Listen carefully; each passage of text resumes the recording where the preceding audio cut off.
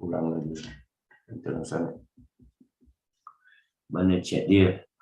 Unified chat. Okey, saya terpaksa tengok chat dia.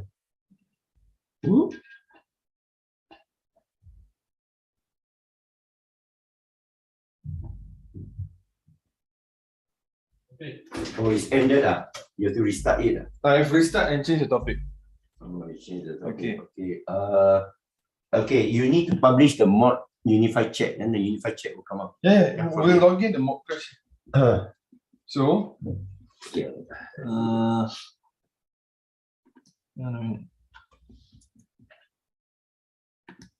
Okay, Yeah, delete the old one.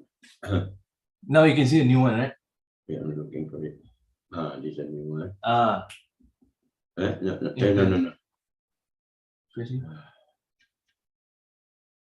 There. Secara santai. Okay. Alright, so log in to mock crash. What? Alright, it's coming up. Hang on. Okay. Okay. You got it. Okay. This one. Kita nak publicize the chat. Continue.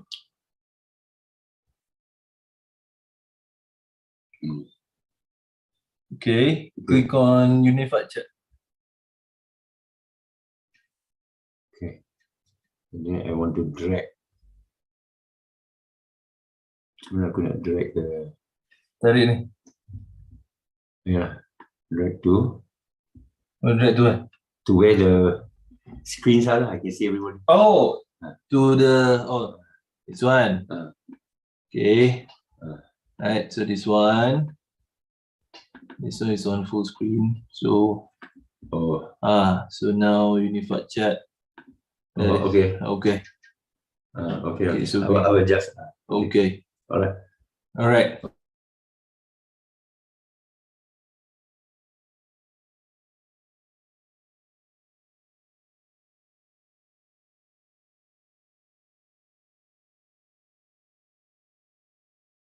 Cannot see you.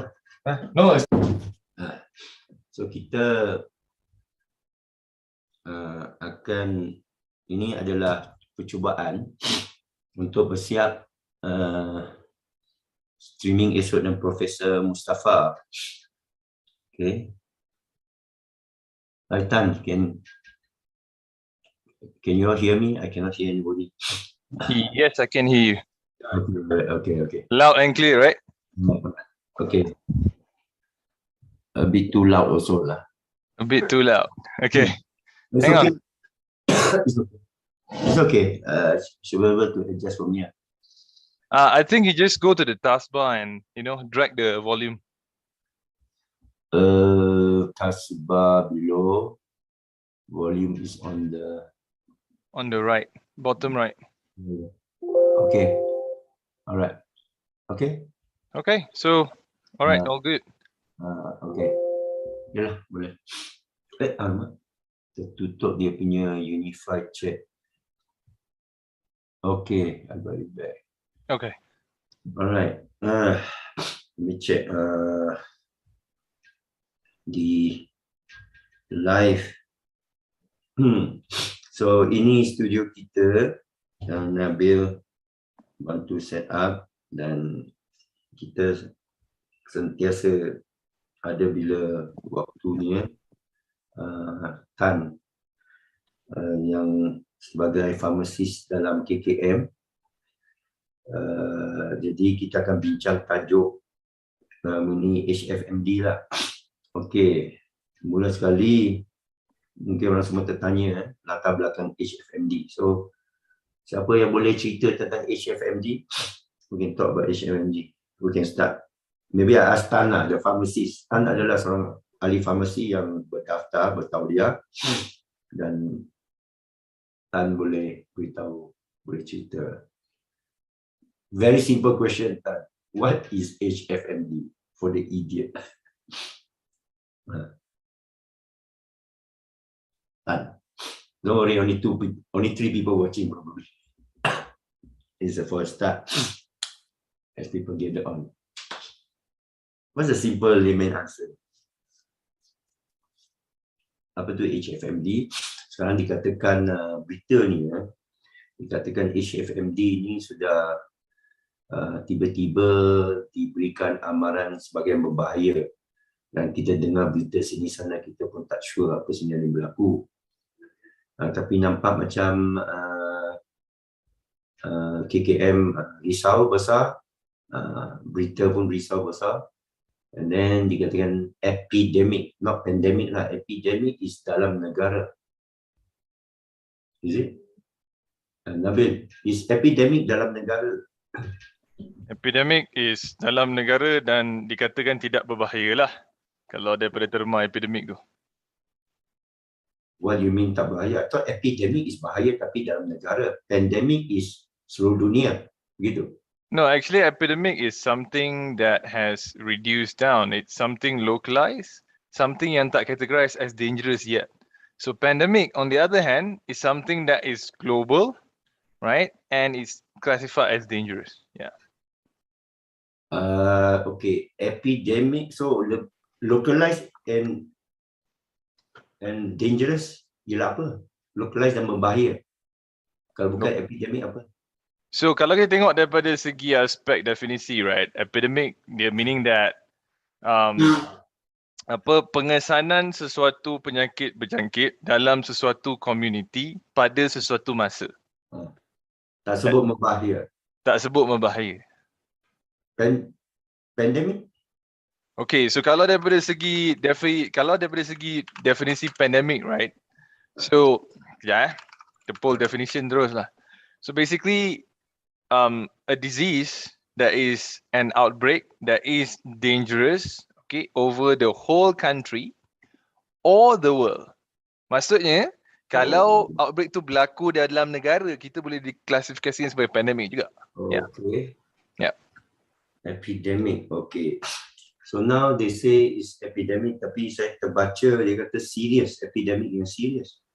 So is HFMD serious tak? Okay, so HFMD pada asasnya basically it is not something that is serious. So sebab HFMD ni dia banyak menjangkiti golongan remaja, that's the first thing, and also golongan kanak-kanak. So but those elderly with a weakened immune system, maksud dia immune system, sistem imun yang rendah, tahap dia pada yang rendah kan. So mereka boleh di-impact dengan keadaan yang agak teruk. Yeah. Okay, so these children secara umum ketahanan diri dia memang lebih rendah. Children ketahanan lebih tinggi sebenarnya. Jadi kenapa HFMD serang kanak-kanak? So bila kita kata satu serangan penyakit, right? HFMD ni yang kita nampak dekat kulit tu, itu adalah simptom. So simptom penyakit, walaupun kita let's say immune, kita ada simptom. Maksudnya kita ada demam, kita ada selesma, kita ada those spots on the skin. So that doesn't mean that the disease is progressed into being something that's dangerous. Tapi kalau pada orang yang weaken immune system, contohnya macam orang elderly, right? So mereka akan ada simptom yang lebih kurang sama dengan kanak-kanak ni, tapi dia akan progress. Maksudnya dia akan ada simptom-simptom dalaman organ juga. So contohnya paru-paru berair, pembengkakan pada jantung. So itu berpotensi jadi dekat orang yang berumur, orang yang mempunyai tahap imunisasi yang rendah apabila mereka dapat HFMD. So HFMD ni dia datangnya daripada 4 or 5 types of viruses. So dia bukan satu virus. Dia virus yang tak masuk paru-paru. Dia masuk tak paru-paru? Biasanya tak masuk, tapi dia boleh masuk. Ya. Ya. Dan bentuk virus HFMD ni sama tak dengan coronavirus? Bentuk dia sebenarnya okey. Sekejap saya pull bentuk HFMD virus .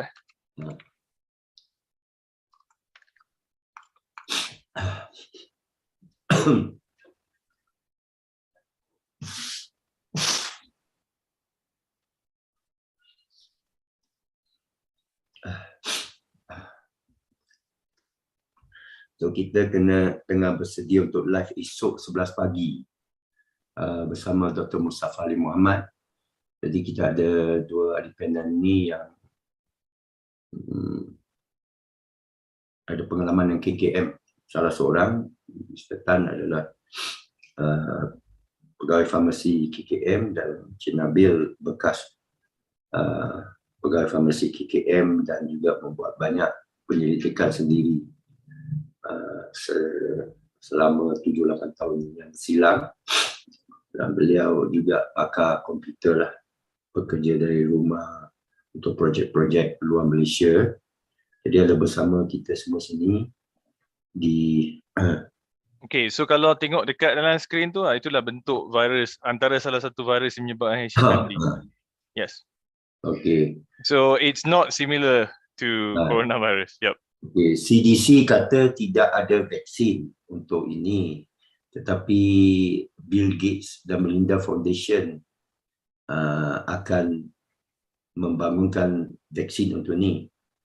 So rasa ni macam mana vaksin ini, kerana kita dah tengok banyak berita sebelum ni, info macam mana vaksin sebelum itu berdepan dengan coronavirus yang ada spike protein lah. So dengan ini, you rasa macam mana vaksin ni berdepan dengan virus ni? Atau so, kita tanya Prof lah besok. Okay,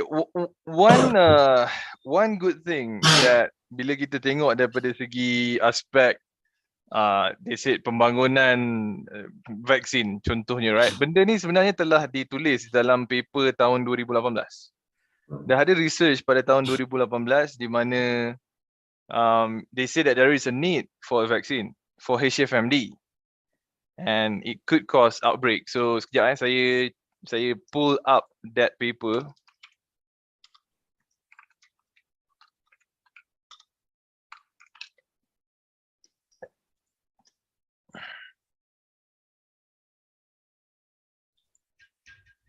Okay, so saya rasa kita akan share esok lah sebab paper tu dalam phone saya sebenarnya.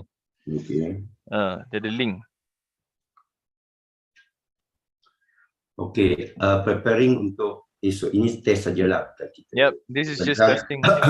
Preparing untuk Prof Mustafa esok, boleh Nabil cerita sikit apa tanggapan anda tentang Profesor Mustafa? Because you lebih tahu Profesor Mustafa agak terkenal. Saya bukan ada langsung, saya tidak ada apa-apa pengetahuan langsung, saya tak ada informasi langsung siapa Profesor Mustafa sebelum ini baru kenal. Apa KKM, apa dia involve, kita hanya tahu hospital aja lah. InsyaAllah boleh. Nabil yang hidup dalam alam farmasi, hospital, proses kesihatan, merawat, perubatan sebagainya. So bagi penonton yang biasa, who is Profesor Mustafa sebenarnya and how do we position him? Dia pakar biasa ke apa ke? Ini pharmacology, ini toxicology and herbal. Bagilah essay of this for background. Boleh? Yep. Silakan. Okay, so basically kalau kita tengok daripada aspek I was looking into specializations that Professor Dr. Mustafa has, right? So pertama sekali, the first specialization is pharmacology. So pharmacology ni macam mana ubat dan macam mana chemical substances or biological substances bertindak dalam badan kita.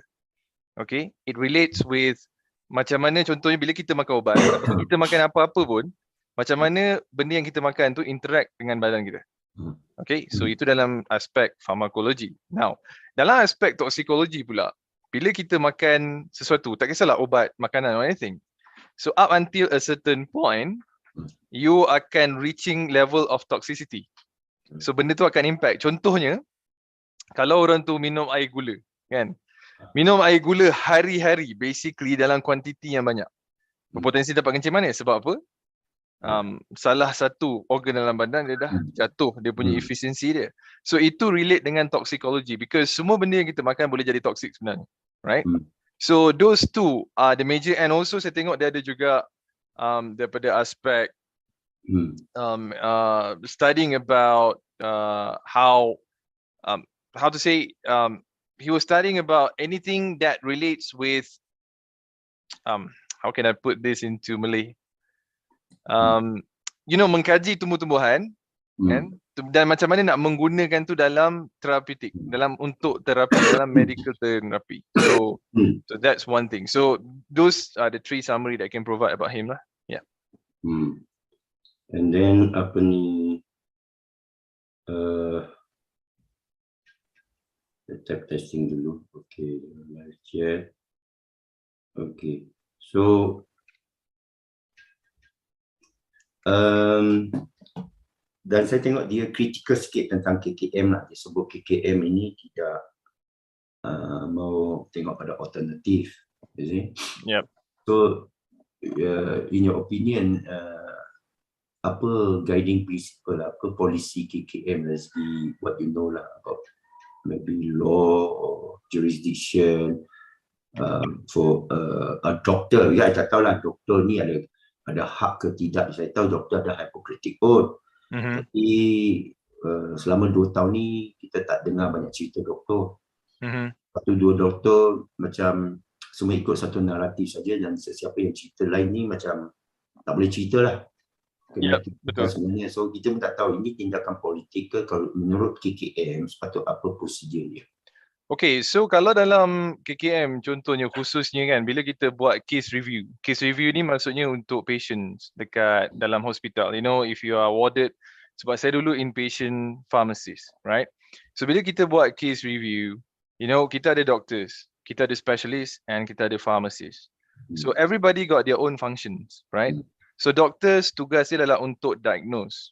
So doctors sebenarnya bukan mengubati. Okay, bukan even merawat, but they diagnose. Dia orang bagi tahu condition, what is wrong with you. Apa masalah anda, basically. So they are very good at that. Now, the thing is, bila dia orang dah diagnose, they would provide a prescription. Prescription is an attempt to medicate. So maksudnya prescription tu bila dah tulis, ia adalah satu basically surat yang mengatakan, okay, you go to pharmacy, ambil ubat ni. Now, bila pharmacy tengok prescription, there are certain times kita akan scrutinize, sebab bila kita tengok patient condition, macam contohnya patient to let's say pregnant, ataupun ada certain conditions they are contraindicated, maksud dia tak boleh ambil ubat tu. So what happen is kita akan call balik doctor and ask them to change the medicine. So this happens a lot of time. Yeah. So basically everybody got their own functions. Now the thing is, bila macam diagnosis tu tak boleh dibuat oleh doktor biasa, dan kita akan refer kepada specialist pula. So everybody got their own functions. Doctors does not define, basically doctors are not gods lah. Kalau kita nak cakap dalam bahasa yang senang kan, doctors are not the final decision maker. Jadi siapa ada kuasa mutlak dari segi katakan bagi ubat ni? Pharmacist ni dia boleh override doktor? Yes, we can override them. Yep. We can ask them to change. Yep. What if the doctor masih degil tak mau ikut nasihat pharmacist? Pernah tak berlaku? Well, that happens. That happens, dan selalunya kita akan refer kepada senior doctor ataupun specialist. Yeah. Okay, understand. Okay, dalam case apa ni,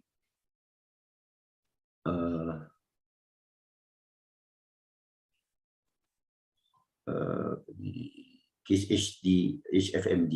HFMD, ya. Apa ni, satu yayasan luar, Bill Gates dan Melinda, yayasan akan keluarkan vaksin, padahal CDC kata tak ada vaksin. So, di sini rasanya KKM atau ikut siapa? Well, KKM akan ikut narrative that is more aligned to what Big Pharma is doing lah, basically. Yeah. Okay. Okay, Big Pharma ni dalam bahasa Melayu sebut apa? Pharmaceutical. Syarikat Gegasi Pharmaceutical. Yes. Mereka ni boleh bagi latar belakang sikit lah, macam mana mereka amat berkuasa dan mengawal seluruh dunia dari segi perubatan, rawatan, hospital dan dasar kerajaan. Okay, so pertama sekali mereka ada access to data. So maksudnya bila kita cakap tentang data kan, berapa banyak pesakit yang ada masalah, contoh kencing manis, right? Berapa ramai pesakit ada kencing manis. So now the next question is, bila dia orang dapat data, dia akan tengok, okay, what should we do about this? Do we attempt to fix or do we attempt to medicate? Maksudnya adakah kita akan merawat sepenuhnya ataupun kita akan merawat secara banyak kali susulan? Siapa ni? Siapa yang dapat banyak data ni? Big pharmaceutical companies. Macam mana mereka dapat banyak data? Macam mana mereka dapat? Mereka menggunakan hubung kait research mereka kata mereka ada kajian dan mereka approach kepada health ministries to countries. And this is how they get the opportunity. Mana mereka sudah ambil inisiatif lah, mereka banyak duit. Yes. Mereka dapat duit, mereka pergi buat penyelidikan. Jadi mereka ada merit lah, ada kelayakan lah kerana mereka ada data. Mereka betul. Ada so contohnya, kalau macam contoh saya tahu pesakit ada kencing manis kan. Okey, contohlah pada awal pesakit ada kencing manis. Saya pun kata saya ada 3 jenis yang boleh ubat kencing manis. 3 jenis chemical substance that it's not even medicinal yet. It's chemical substance that can medicate diabetes. So saya pun pergi ke hospital. Hospital pun kata, oh saya ada banyak penyakit diabetes. Let's assign sample size. Lepas tu patient pun akan diberitahu kita ada experimental treatment. And this is how the whole thing starts. Jadi bermakna pharmaceutical kelebihan dia ialah dari segi penyelidikan, daripada segi penyelidikan always. Ilmu dia, pengalaman dia, jadi dia kata saya tahu lebih daripada awak, jadi awak pastilah. Yes. So kebiasaannya kalau kita tengok sebelum sesuatu yang dikatakan solusi keluar, dia akan keluar clue-clue dulu. So contohnya kalau saya boleh share dekat skrin ni kan. Okay, saya just share satu benda. Ini adalah research basically pada tahun 2016 kalau kita lihat di sini. Okay, 2016 HFMD, emerging epidemiology, so meaning that there is a potential for outbreak, so and the need for a vaccine strategy. Kita discuss ni tahun 2016 dah. So saya baca paper tadi ada satu 2018 pun menggunakan naratif yang sama. So basically it's a multivalent. Bila kita macam contohnya kita basically health professionals, kita akan tengok, kita akan baca jurnal-jurnal seperti ini, tapi the good thing is some of us can be neutral. Kita akan tengok pada klasifikasi jurnal tersebut, kita tak akan follow satu naratif, tapi sadly banyak yang follow satu naratif sahaja. Sebab bila saya buka satu research paper kan, banyak yang keluar sebenarnya yang saya boleh baca yang berkait dengan topik yang sama. Okey, bermakna ini satu ini memberikan saya satu pendedahan yang penting kerana selama ni saya sangka Big Pharma ni dia desak orang cara brute force, cara zalim, dia paksa secara politik, sogok dan sebagainya. Rupanya dia guna kelayakan dia banyak lagi ilmu, dia banyak lagi pengalaman. Sama macam ulama lah. Kalau saya ada seorang ulama besar datang, dia tahu semua kitab, dia tahu semua mazhab.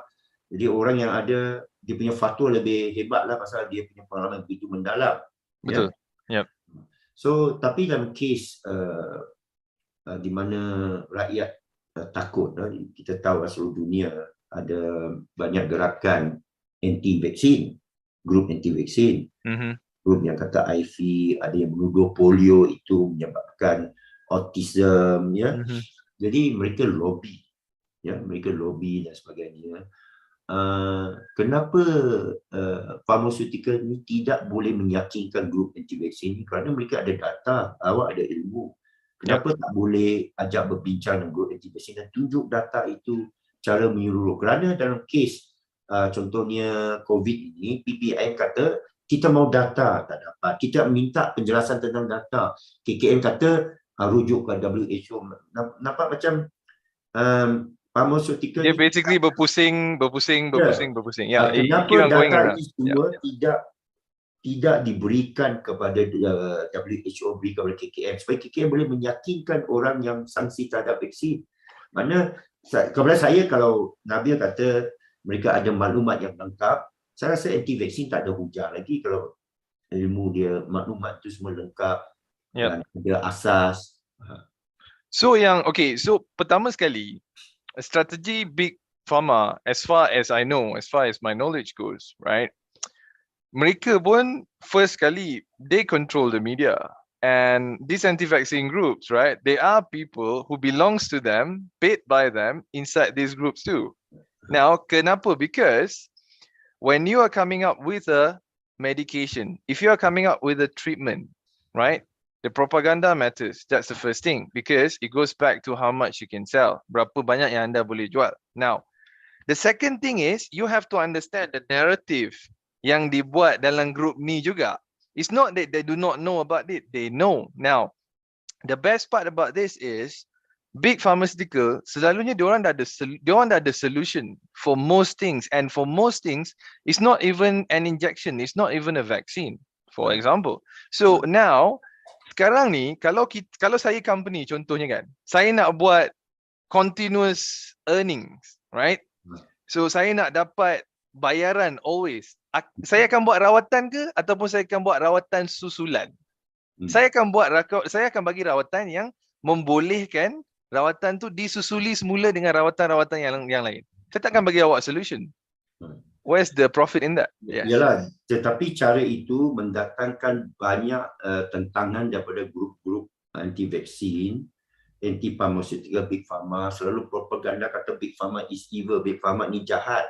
Yep. Jadi kalau Nabi kata tadi big pharma itu mempunyai banyak bahan, banyak research, banyak kertas kerja, banyak hasil penemuan.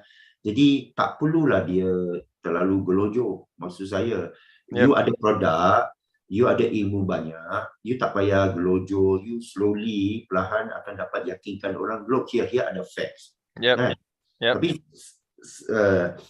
di grup anti-vaksin PPIM sebenarnya, dia tengok facts tu macam berat sebelah. Statistik tentang kematian ke, gejala ke. Which I agree, which saya setuju. Those statistics look something that is manufactured in the first place. So macam contohnya, kalau kita tengok daripada segi aspek numbers, the numbers make no sense in mathematics even. So memang orang akan question. Now the thing is, bila kita question sejauh mana soalan kita tu boleh pergi. Sebab apa? Kalau kita tengok pun, majority of the population is following the big narrative rather than the smaller ones. So macam contohnya kalau kita tanya soalan and they find there is no need, tak ada keperluan pun untuk be transparent. Because most have bought the bigger narrative and that's it. So kenapa diorang tak entertain? This is the key, because if they started entertaining, dia akan impact dekat dia juga, because apa yang dia bagi tu sebenarnya bukan solusi pun. Right? It will lead to more questions and more questions and more questions. Okay. Alright. Ini ada soalan kata, kenapa tiba-tiba dengar HFMD? Jadi orang suspicious lah. Kenapa masa buka sekolah tak ada? How did the news suddenly tiba-tiba aja? Kita sangka Omicron, and then they come up apa ni? Something else going to come up to berjaga-jaga. What was it? The one before HFMD? Is it the? Well, we hear about Omicron, Deltacron, and I forgot what was the other one. Ada apa ni, Lucifer? Luciferase. That is technically the enzyme, yeah. Is it Luciferase lagi satu penyakit ya? No, Luciferase is not a penyakit. Luciferase is an enzyme. Yep. Kenapa nama ni macam Lucifer yang Kristian apa syaitan, nama syaitan? Well, to be very honest, kebetulan. So it's just a kebetulan lah. It's just a coincidence lah. Macam contohnya kalau siapa dah tengok cerita Doctor Strange, beberapa hari yang lepas, Doctor Strange pun dah ada 2 mata and dia dah ada 3 mata dah sini. So yeah, you see what those means lah. Okay. So HFMD nampak macam tak berbahaya, jadi tidak akan berlaku lockdown lah rasanya. Yes, there is a bigger potential not for lockdown. Jadi kalau vaksin akan dikeluarkan oleh Bill Gates, menurut WEF tadi, apakah kerajaan rasa perlu memaksa? Mungkin dia akan paksa ikut lain lah. Dia takkan paksa ikut lockdown. Tapi tak berbahaya. Tidak ada lockdown. Jadi rakyat dulu mereka vaksin kerana mereka nak keluar daripada penjara. Mereka nak keluar daripada lockdown. Yes, correct. That's a good argument. Mereka nak merentas. Kalau tak ada sebab, banyakkan kawan-kawan kata dia tak akan vaksin kalau dia dapat pergi shopping, dapat pergi merentas.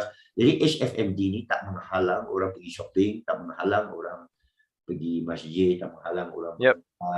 travelling. Betul. Sebab Jadi- kalau contohnya macam hari ni hari Jumaat kan.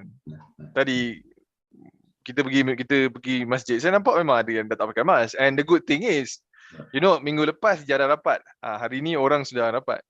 So that's the thing. If we have the capability to go back to usual, basically all of us ada power untuk buat benda tu. But we will see how the government will push this next. What plans do they have? Yeah.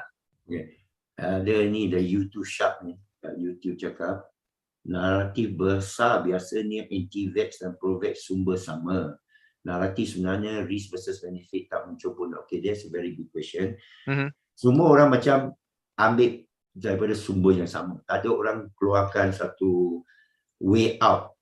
So nobody do like cost benefit analysis. I think what he means is jalan tengah lah. Satu orang akan anti habis. Yep. Sampai bumi jadi Satu orang lepeh. akan support habis. Yes. Sampai bumi jadi lepeh. Yeah. Lepas tu lagi satu dia pro habis. Sampai tu Dajjal masuk balik lah. So nobody in the middle. Yeah. Tapi kata okay, let's have a pragmatic view, risk benefit. Sebenarnya ada. Saya antara orang yang kata let's wait 1 tahun, 2 tahun kan. I think the narrative is already false lah. Yeah, it's already drowned basically. Dah lemas dah naratif tu. Yeah. Dah tak boleh buat apa. Okay, So, masa the start of the pandemic, right? I recall, well, there are people who belong in the middle. I belong in the middle as well. I'm not biased, right? So I see both sides of the story. So bila macam the pro and the anti, okay, the anti has multiple points. They have a lot of points, to be honest, a lot of legit points. And the pro side of things, and also the authority, the government, is not answering things in a direct manner. So for example, kalau saya boleh katakan, macam contohnya, one of the things that I observe myself, 3 bulan selepas the start of the pandemic, negara Jepun dah keluarkan dashboard data. Maksudnya bila orang masuk sistem, data straight away update into their dashboard. Ours is still infographic budak tadika, right? It's colorful. So what are the things behind that? Why are we after colorful things than the actual data? Now this is a question for the bigger population of people that have bought into the narrative. So the question is, macam mana pun anda pusing narrative tu, macam mana pun anda reach, a lot of people will be impacted by it. Because why? As the mind sees a lot more things. For example, the anti and the pro. Yang anti tengok benda yang sangat anti, right? Yang pro tengok benda yang sangat pro. They have bought into both narratives. Now, there are people in the middle asking legitimate questions, and those questions remains unanswered until today. So bila kita katakan why HFMD is now, kalau you tanya saya, I will restart back the same process. What happened before? And I guess everybody knows the answer, right? What's the answer? Apa jawapannya? Sudah ditentukan oleh Big Pharma ke? Yeah, because research paper tahun 2016, research paper tahun 2018 specifically mention Malaysia as negara outbreak tahun 1997.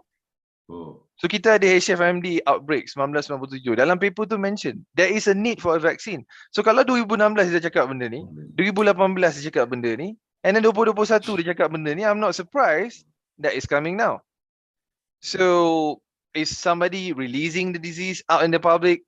Is somebody I tak percaya somebody eat a bad soup and they got the virus, because benda tu dah keluar dalam movie, right? So basically I don't buy into that. Now, why HFMD now? To be honest, kalau daripada golongan saya tak bias, I stay in the middle, I see both sides of the story.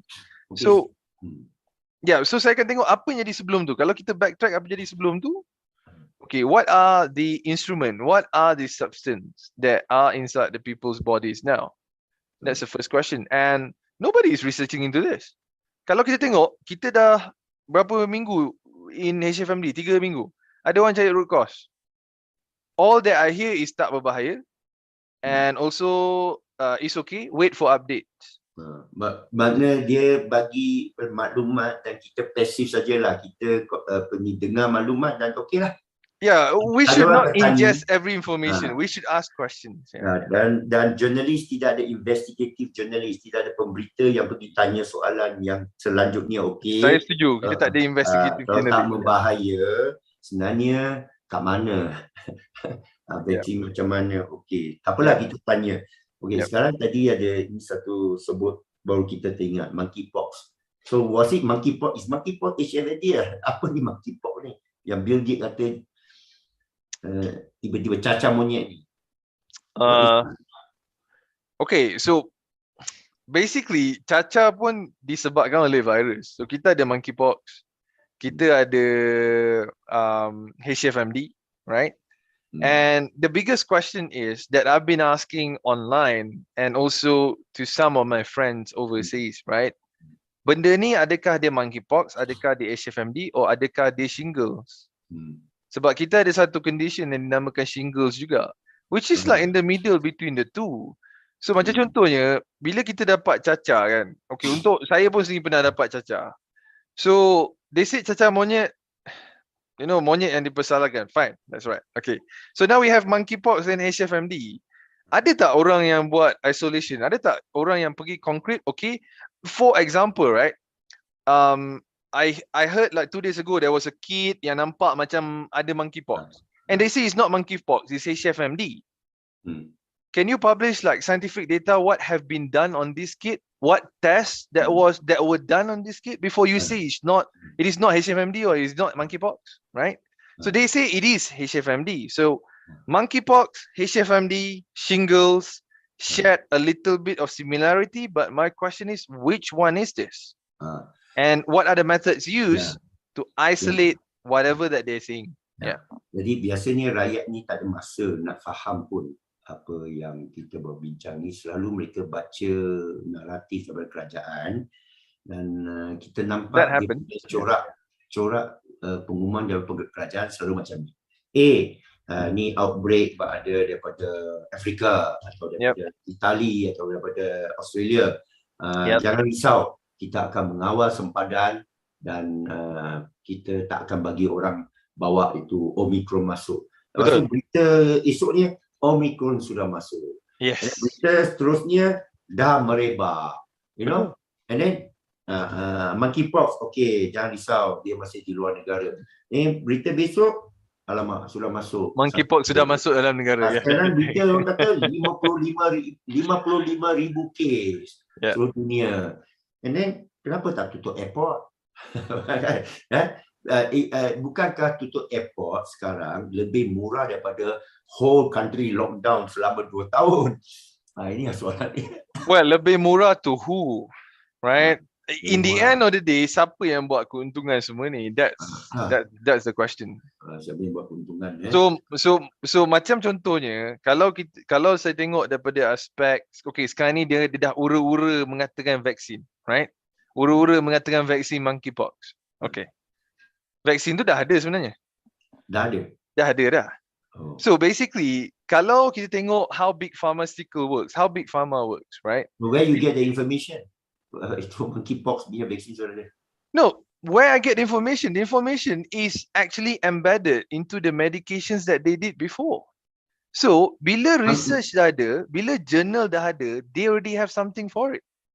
You assume lah they have lah. Not assume. Looking into how medications are created, this is the pattern. There is a pattern. Monkeypox ni, okay lah, from the trend. Monkeypox ni satu penyakit lama ke baru? Monkeypox is penyakit lama. Penyakit lama. Penyakit lama. It's not a new thing. It's not a new thing. Only then we don't have a medication, we don't have an antiviral, or we don't have a vaccine for it. Narrative tentang vaksin HFMD and monkeypox started somewhere around 2014, 2016. Semua waktu yang sama, kelawar, monyet. Well, about the same time, yes. So since you know that it's about the same time, apa lagi kajian masa itu mungkin akan besok kita boleh itu kita kena buka balik jurnal lah, kita kena research balik. Yes.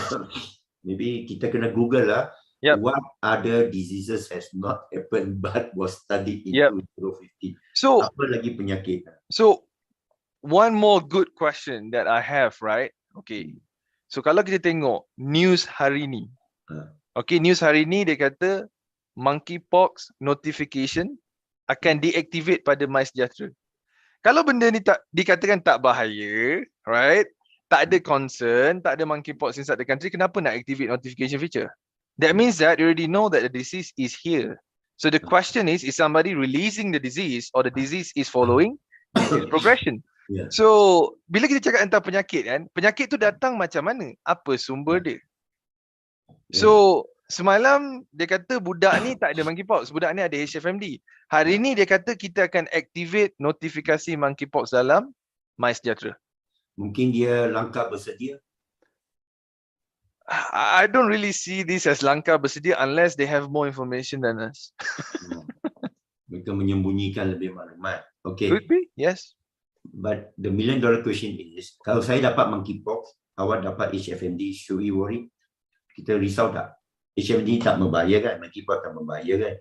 It's not dangerous, dia tak berbahaya kalau selagi your immune system is not compromised.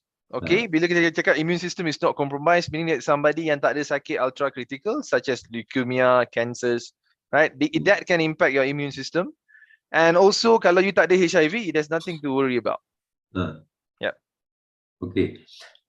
Immune system ini teori anti-vaksin, teori konspirasi, teori Dajjal kata vaksin ini boleh menurunkan immunity kita. Macam mana dia turunkan?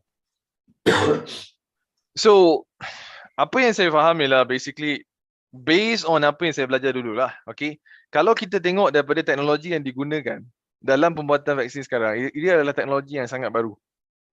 Okay, even the founder of that technology is questioning why this is used for humans because it's not even clear for humans yet. Itu sebab ada beza antara kita hijack sel dengan kita tolong sel. So vaksin-vaksin sebelum ni dia menolong immune system. Tapi yang kali ni dia hijack immune system. So you just imagine kalau you ada, contohlah you bawa kereta atas jalan, right? Somebody stop and somebody try to enter your car. And that somebody suddenly grow into, first one person entered your car, lepas tu jadi dua, lepas tu jadi tiga, lepas tu jadi empat, jadi lima. Your cell cannot take the pressure and your cell just simply dies, right? So bila you lose your immune system, not to say lose completely, weakening immune system ni maksudnya ada certain cells yang dah berkurang, ada certain cell yang dah tak sensitif disebabkan keadaan badan yang tak balance. So macam yang saya cakap tadi, sebelum ni, teknologi sebelum ni dia menolong immune system. Teknologi sekarang ni dia hijack immune system. So ada beza. Okey, sekarang pula cancer, kerana besok Profesor Mustafa sesi yang kita pukul 11 pagi dan 9 malam. Dia nak cakap tentang cancer. Tapi sebelum cancer saya teringat dia nak cakap tentang thymoquinone. Thymoquinone, ya. The active ingredient dalam habatus sauda, betul. Habatus sauda ada boleh cerita sikit, is that the only substance? Itu satu saja ke atau ada yang lain yang awak tahu yang ada dalam habatus sauda yang berguna? Kita besok boleh tanya lagi lah. Ya. Itu salah satu soalan kita bertanya, tapi berdasarkan pemahaman saya, research saya, yes, that is the main active ingredient. Jadi pharmaceutical big pharma, kenapa mereka tak ambil habatus sauda? Kenapa mereka tak ambil itu? Macam mereka ambil morfin daripada cocoa plant. Tapi kenapa mereka tak ambil kalau ini boleh membantu kanser, membantu diabetes, macam-macam penyakit? Kenapa mereka tak isolate kimia tu dan boleh jadi kaya? Tak, dia macam ni. Saya takkan kaya dengan keluarkan solusi. Saya akan kaya dengan keluarkan rawatan yang bersusulan supaya anda sentiasa datang. Yes. So kalau saya keluarkan solusi hari ni, contoh kan, okey, nak faham benda ni senang je. Okey, macam mana Big Pharma bekerja adalah macam mana juga syarikat-syarikat pengeluar barang elektrikal contohnya, right? Dulu TV tahan 20 tahun. Sekarang TV 5-6 tahun. Anda kena pergi buy new TVs and those technology is increasing. So the same thing. They keep you hooked up to just keep on buying their inventions. Now, they have the solution. Kalau kita tengok daripada segi thymoquinone ni dalam habatus sauda, dah di-isolated, right? Bukan dalam bentuk minyak, dia dalam bentuk liquid form dan disimpan bawah temperature minus 20 degrees. Dan ada supplier, vendor dekat US yang mengeluarkan produk ni. Dia isolate thymoquinone daripada habatus sauda, biji habatus sauda, dan dia letakkan dalam tempat yang sangat sejuk, dan dia kata benda ni boleh tahan dalam tempoh 2 tahun saja. Now my question is, kalau ada supplier, ada vendor di US yang buat extraction habatus sauda, benda tu untuk siapa? Untuk apa? That's my question. Mana mereka ada buat tapi tak bagi siapa? Mereka ada buat solusi tapi mereka bagi siapa? This is the question. So antara soalan saya sebelum ni, while COVID was still hot, right? I don't see any of the politicians die because of COVID. Right? Donald Trump tak mati. Ya, semua ahli politik tak mati pun. Semua mereka pemimpin tak mati. semua positif 2-3 kali. Exactly. That's my question. Ada pula yang tembak angin. Okey, soalan-soalan yang Nabil siapkan untuk Profesor Mustafa Ali Mohd esok, di sini cerita pasal agak teknikal lah, so kita nak faham background dulu. Dia kata sini difference in activation duration versus active to repeated level between different extraction method of thymoquinone from black seed. Apa maksud tu perlainan? Okay. Daripada segi extraction, kita tahu sekarang ni dalam banyak bentuk. Habatus sauda ni dia datang dalam banyak bentuk. Okay, biji ada, minyak ada, powder form ada, granule pun ada. So sekarang ni mana yang patut saya makan yang boleh meningkatkan kesan terapi habatus sauda tu? That's the biggest question. Sebab kita ada banyak produk habatus sauda in the market, dan kita ada juga banyak produk habatus sauda based on liquid extraction. Ada yang kata kita extract dara, ada yang kata kita extract nombor second, ada yang kata kita extract dah orang kata habis, dah clear liquid. Sebab kalau kita ambil virgin punya habatus sauda extraction, memang tak lekat dekat tekak, it's very heaty, right? Dan dia rasa dia sangat-sangat kelat. So now the thing is, semua bentuk ni, kalau saya makan powder form, kalau saya ambil liquid, semua benda ni ada beza sebenarnya. Okay, so sama juga kita ambil tablet ataupun kita ambil medications in form of syrup, ada beza. Ya. Okay, so nak tanya Prof tentang cara-cara dia habatus sauda thymoquinone ini diambil keluar lah. Yes, dan dalam bentuk macam mana yang dia sangat aktif. Itu yang kita nak. Saya dengar Profesor ada cerita, dia kata cara press sehingga minyak keluar tu mungkin 40-50% saja, dan dia ambil seluruh biji tu tapi terlalu keras dan pahit, jadi dipecahkan supaya dalam bentuk tablet, dan bila makan dia akan jadi liquid form supaya maksimalkan penyerapan kepada intestine. Yes. Okay, I guess that is pre-answered lah. Okay. Condition that could lead to degradation. Macam mana thymoquinone boleh hilang? Kerana ada bahan bila masuk perut kita mungkin dia hilang berkesangan. Itu mungkin dia hilang disebabkan cara okay. Feedback yang saya dapat mostly, kalau kita cakap tentang perubatan alternatif ni, alternative medicine, tak kisahlah Chinese medicine ke, or this one is basically belongs to prophetic medicine, right? So bila kita tengok daripada segi habatus sauda, ada orang kata habatus sauda tak jalan, tapi adakah dia tak jalan sebab cara pemakanan kita, cara hidup kita? So sebab apa? Bila sesuatu, contohlah kita makan apa-apa pun, dia akan masuk kat dalam perut, dan dekat dalam perut tu dia akan dicernakan. Dan result daripada proses pencernaan tu adalah proses absorption, di mana semua nutrisi tu akan diserap. So contohlah, saya bagi contoh, kalau kita makan fast food tiap-tiap minggu, okay, macam contohnya I always say to my generation, right, yang orang kata tiap-tiap minggu beratur pergi beli McD. McD is like one of the worst poison you could have, right? So lepas tu you blame that something is not working. So mungkin bila perut dia dah terima banyak barang-barang yang tak elok, dia akan degrade, dia tak boleh absorb banyak benda.